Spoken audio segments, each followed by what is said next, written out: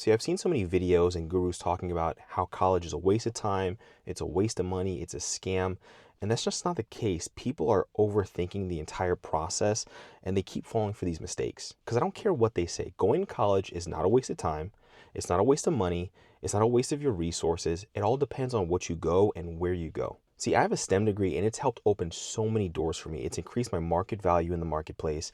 And I've gone part time and I literally have no debt. Because honestly, if we talk about it, in 2024, having a college degree is literally mandatory for most jobs that you apply for. See, college not only helps you with whatever you go for, but it increases your overall market value, especially if you're in a competitive field, which essentially needs a degree. But it all depends on where you go and how you essentially get your degree. See, what you go to college for actually matters. You can't go for a liberal arts degree, a history degree. I mean, no shade to the arts, but you're going to need something STEM. You're going to need something, a major that you could take away from that people pay for. As much as you may like liberal arts or some random underwater basket weaving degree, it doesn't pay. And in 2024, you need a job that pays. I think the median salary or household income is like in 50,000, so you're going to need 70,000 to just essentially pay the bills, because even though they say it's $50,000, you're going to be struggling, because what you major in completely matters for whatever you're going to be doing outside of college. If you go to college for something that no one pays for, then when you get out, what do you expect? Do you expect all of a sudden you just land a job in underwater basket weaving? That's not reality. You're going to need something that people pay for. You're going to need a skill that is transferable for value. But where you go and how you go can completely keep costs down. Of course, you can go to a big name state college, you can go to an Ivy League college. If you're eligible, if you can scholarships, if you can get grants, if you can keep the costs low, but for most people, the 99% of people, you can't. So why would you aim that way? Especially if you need to work a job to pay bills, to completely get you by in college. You need to go somewhere that's relatively low cost. Think community college or online part-time college. Now, I know a lot of flack has been given to these colleges, especially since, University of Phoenix, but University of Phoenix opened the door for plenty of for-profit colleges that get the job done. They check the box. And I'm mainly talking about something like WGU. If you plan on going for IT management, you can completely get it done, completely self-paced. You're still eligible to apply for all of these financial grants, financial loans, government loans preferably. But at the end of the day, you get certs, you get degree, it checks the box, you can get it done in like a year. There's even videos that teach you how to get it in 6 months, which is, it's completely crazy. And I think that should be the way going forward. You don't really need to spend all the time on the lower level things. You don't need to go back for English and math. You can completely clep those out or take classes to go over those. But at the end of the day, you need to make sure that what you're going to college for matters. You can build up credits before you go to college. There's sites like study.com, there's sites like Sophia.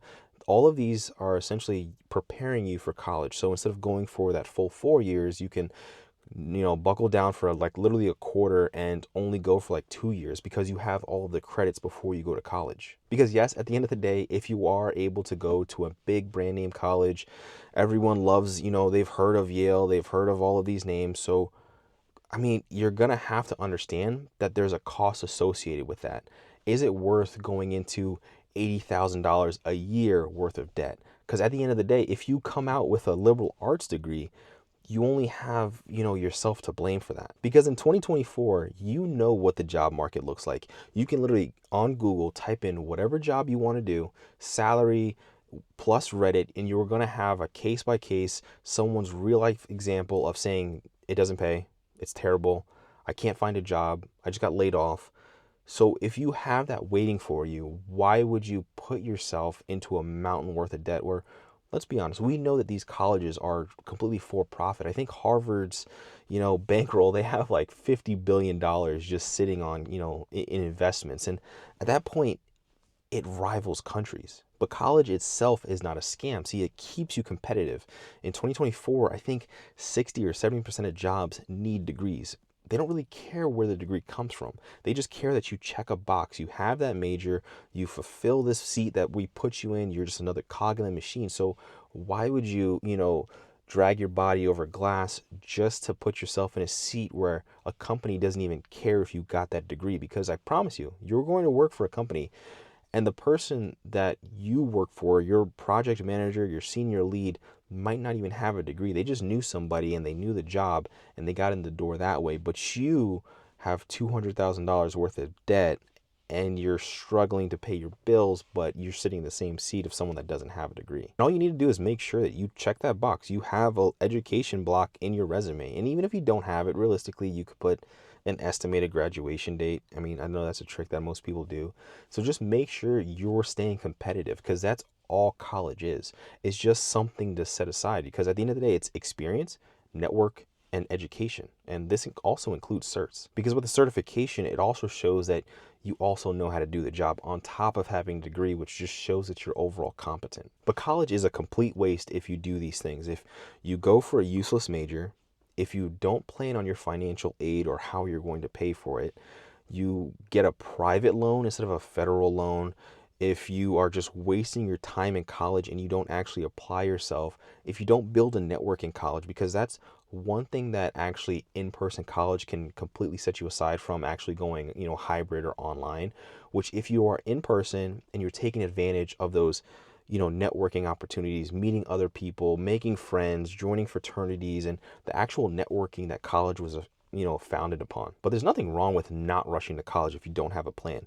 If you don't have a plan, it's completely okay to take that 1 year off, but you are going to have to work. There's no such thing as not working. You are going to have to stay busy, being productive, building a skill, increasing your value, because you need to know something.